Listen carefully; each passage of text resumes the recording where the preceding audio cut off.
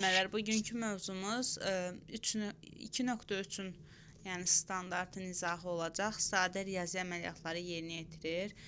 Qeyd elədik ki, idraki inkişafın 3 dənə əsas standartı var. Əşya vasitələr haqqında ilkin təsəvvürlərə malik olduğunu nümayiş etdirir.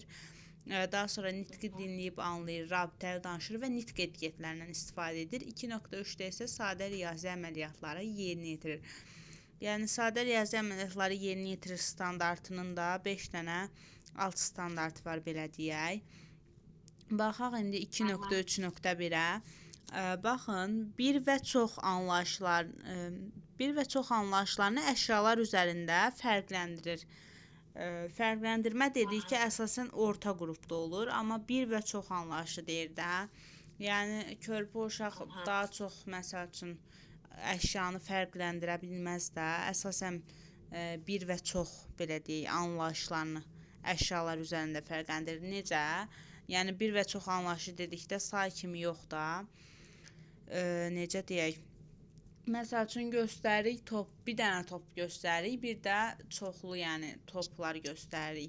Uşaq fərqləndirir ki, hansı toplar çoxdur, hansı azdır, yəni belə müəllimələr. Məsəl üçün, hansı oyuncaqları göstəririk, hansı tərəfdə oyuncaq çoxdur göstərir, hansı tərəfdə bir dənə oyuncaq var, onu fərqləndirə bilir. Yəni, fərqləndirmə bu mənada müəllimələr.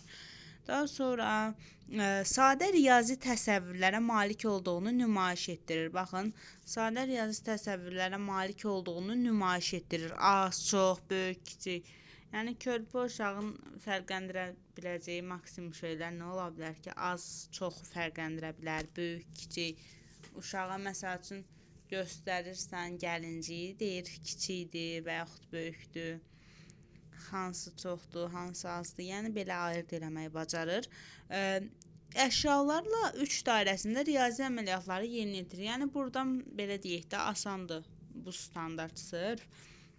Əşyalarla 3 dairəsində riyazi əməliyyatları yerinə yetirirsə 3-4 yaşda. Əşyalarla 5 dairəsində riyazi əməliyyatları yerinə yetirirsə, bu olacaq 4-5 yaş. Yəni, sizdən soruşsa, elə qeyd edin. Amma desək ki, əşyalarla 10 dairəsində riyazi əməliyyatları yerinə yetirir, biz o zaman 5-6 yaş, yəni məktəbə hazırlıq qrupunu götürmüş olacaq. Bura qədər aydın oldu. İndi baxın, belə deyək də, 2.3.1-i götürə bilərik ki, baxın, əşyalarla, belə deyək, riyazi əməliyyatları yerinə yetirir. Belə götürə bilərik ipucu olaraq. 2.3.2-ni götürə bilərik ki, əşyaları forma və ölçüsünə görə ayırd edir. 2.3.3-də isə həndəsi fiqurlar götürərik açar söz olaraq. 2.3.4-də isə məkan anlayışını götürmüş olacağıq. 2.3.5-də isə əsasən tədqiqat sözünü götürəcəyik müəllimələr. İstəyirsə digərlərini də açar sözlərini qeyd edək. Bax, mən ad standartları elə yadımda saxlamışam, elə tapırdım bax bu testi. İstəyirsə, yəni digər standartları da qeyd edək. Yəni, orta bilirəm. Hə, bəli. Siz izah eləyəndən sonra əsas onları götürdüm. Məsəl üçün, məlumat 4-5-dədir, təqdimat, tədqiqat 5-6-da da ucu mənə hasand olduğundan sonra. Hə, bəli, müəllimə. Amma bilmirdim o dərəcədə. Elə deyil. Hə, yəni elə daha asan tapa bilərsiniz də, məsəl üçün. Dəqiqə. Baxın, məsəl üçün fizikidən başlasaq, sadə riyazi əməliyyatları yerinə yetirir. Sadə fiziki hərəkətlər. Fiziki hərəkətlər sözünü götürə bilərik 1.1.1-ə. Daha sonra 1.1.2-yə nə götürə bilərik? Bura məsəl üçün götürə bilərik ki, 1.1-də ayaq, mən ayaq fikirləşirəm ki, ayaq hərəkətləri misal üçün. 1.1.3-də top sözünü götürə bilərik. Bəli, mən elə özüm. Hə, bəli. 1.1.4-də də məsəl üçün kiçik motoru götürəcəyik. Kiçik motor. İndi baxın 1.2.1-də gigiyena sözünü götürəcəyik. İndi burada yazılar qalır keçən dəfədən. 1.2.2-də isə masa arxasında, belə deyək, masa arxasında mədəni davranış qaydaları. Masa arxasında mədəni davranış qaydaları. 1.2.3-də isə özünə xidmət, bir də Elə özünə xidmət sözünü götürəcəyik. Daha sonra 1.3.1-ə baxsaq, təhlükə sözünü götürəcəyik. 1.3.2-də isə təhlükəsizlik sözünü götürmüş olacağıq. Amma idraka baxsaq, məsəl üçün 2.1.1-də özü, ailəsi sözünü götürəcəyik, özü və ailə üzvləri. 2.1.2-də isə suallar sözünü götürə bilərik, məsəl üçün. 2.1. Mən orada müəllimə dinləməni götürmüşəm 2.2.1-də, 2.2.2-də də alt standartda danışmağını. Yox müəllimə 2.1.2-ni deyirəm. Hə, bağışlayın, oldu. Sadə suallar deyək, belə deyək. Sadə suallar götürəcəyik 2.1.2-də. 2.1.3-də isə müşahidə sözünü götürəcəyik. Daha sonra 2.1.4-də canlı və cansız aləm. 2.1.5-də isə ətraf aləm sözünü götürmüş olacağıq. 2.1.6-da isə gündəlik sözünü götürmüş olacağıq. 2.2-yə baxsaq, 2.2.1-də dinləyib anlama sözünü götürəcəyik. 2.2.2-də isə belə deyək də şəkil sözünü götürə bilərik. 2.2.3-də isə nitq etiketləri sözünü götürəcəyik. Yəni açar söz olaraq qeyd edə bilərsiniz də daha asan tapmaq üçün. 2.2.4-də danışıq səsləri sözünü götürəcəyik.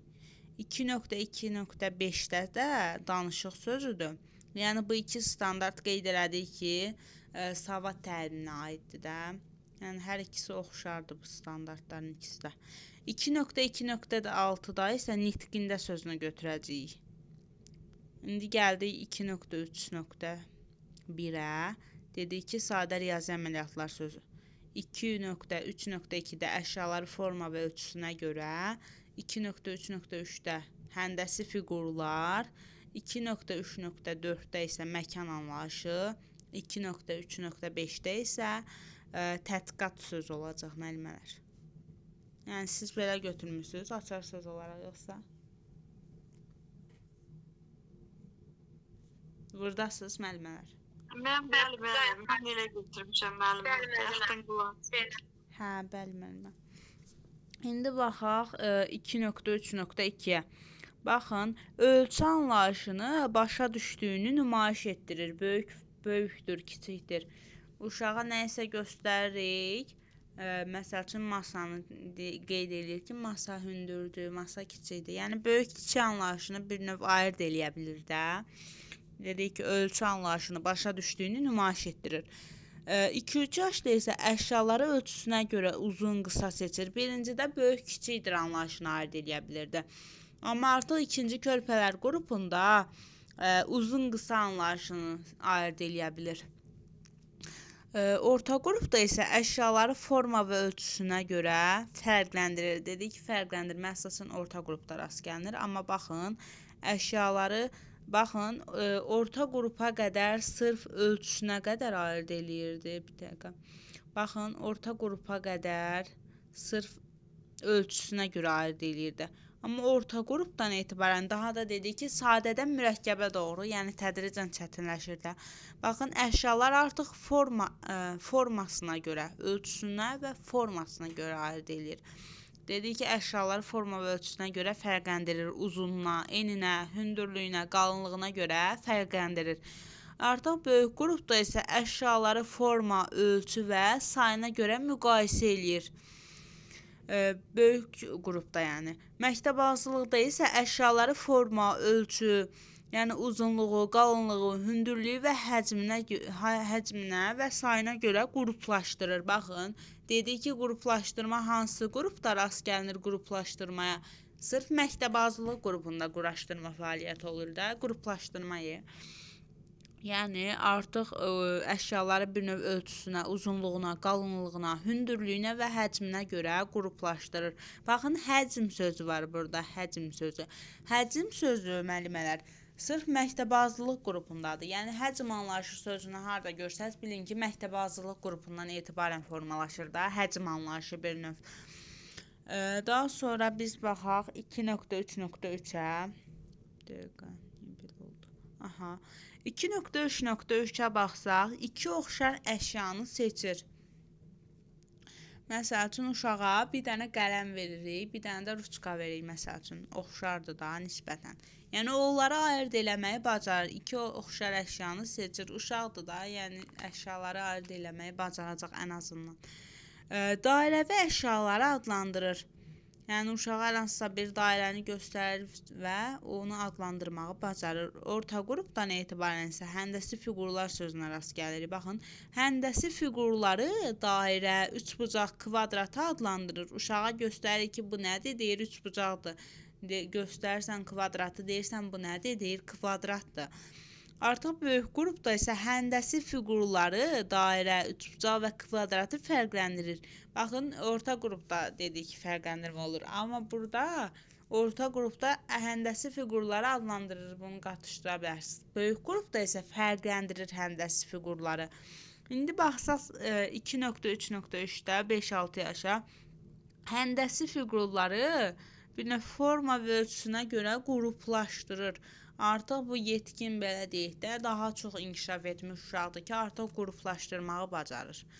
Dedik ki, adlandırma oldu orta qrup, fərqləndirmə böyük qrup, qruplaşdırma isə oldu məktəbə azlıq qrupu. Bura qədər aydın oldu. İndi baxağın 2.3.4-ə baxağın. Baxın, müəllimələr, məkan anlayışı dedik də 2.3.4-də. Məkana bələdçilikdə ilkin vərdişlər nümayiş etdirir. Ora, bura. Birinci körpələr qrupunda. Artıq ikinci körpələr qrupunda məkan anlayışlarını fərqləndirir. Uşağa yuxarı, aşağı, qabaq, arxa anlayışlarını uşağa göstərirsən. Məsəl üçün, qabağı deyirsən, bura haradır? Deyir, qabaqdır. Yəni, fərqləndirə bilir də arxa, qabaq anlayışlarını, aşağı, yuxarı anlayışlarını artıq ayırd eləyə bilir. Orta qrupda isə məkan və zaman anlayışlarını fərqləndirir. İkinci körpələrdə oldu ki, məkan anlayışını fərqləndirir. Artıq orta qrupdan nə yarandı? Zaman anlayışı yarandı.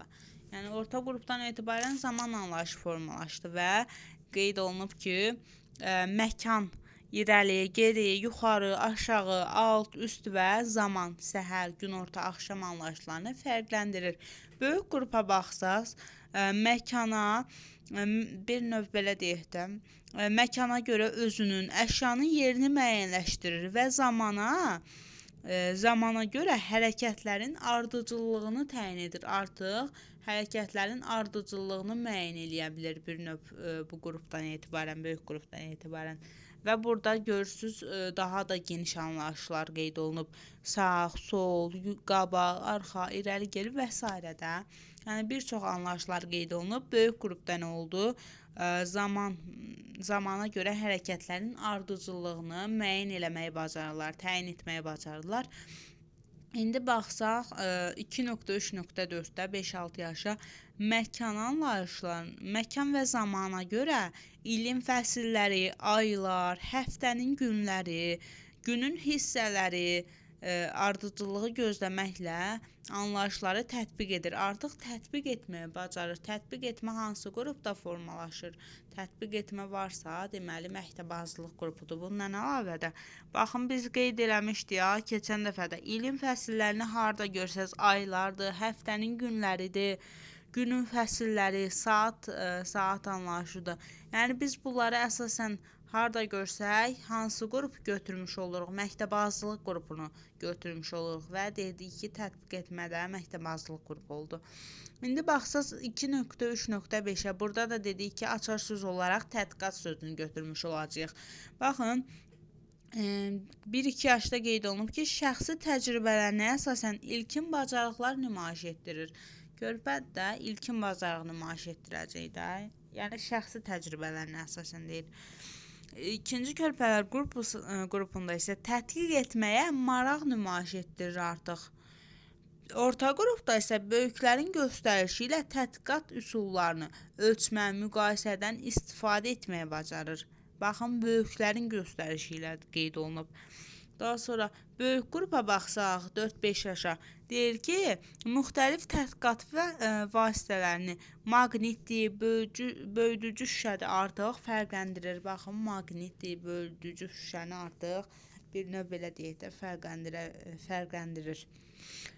Məktəbazlığa baxsaq, oyun və tədqiqat zamanı obyekt və hadisələri öyrənmək üçün elementar ölçü alətlərindən bir növ tərəzidir, böyüdücü şüşədir, maqnitdir, xəttkeşdir. Bunlardan istifadə edir. Tədqiqat zamanı qeyd elədik ki, obyekt və hadisələri öyrənmək üçün elementar ölçü alətlərini istifadə edir. Elementar ölçü alətləri, baxın, biz ölçü alətlərinə dedik ki, harda rast gəlirik? Məktəbə hazırlıq qrupunda. Ölçü alətləri də hansı güşədə yer alır müəllimələr? Elm güşəsində yer alır. Çünki baxın, biz maqnitdir, böyüdücü şüşədir, tərəzidir və digərlərindən harda istifadə edirik? Elm güşəsində bir növ tədqiqat aparmaq məqsədi ilə bir növ işlədirik də. Baxın, burada nəyi qarışdıra bilərsiniz? Misal üçün, tədqiqat aparmaq, yəni tədqiqatın özünü aparırıqsa, biz nəyisə öyrənirik də, yəni bu tədqiqat aparmaqla bir növ belə deyək də, yeni bilik əldə edirik. Ona görə də tədqiqatı aparmaq ətraf aləmlə tanışlıq olacaq. Yəni sizdən elə bir çaşdırıcı sual qoya bilər. Dedik ki, tədqiqatı aparmaq nə oldu? Ətraf aləmlə tanışlıq oldu. Amma desək ki, tədqiqat alətlərini tanımaq, bu olacaq artıq nə? Riyaziyyat məşğələsi olacaq da. Yəni bilirsiniz necə?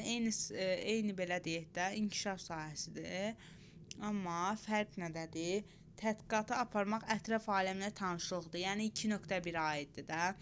Amma tədqiqat alətlərini tanıyır da, maksimum yəni tanıyır, adlandıra bilir misal üçün də.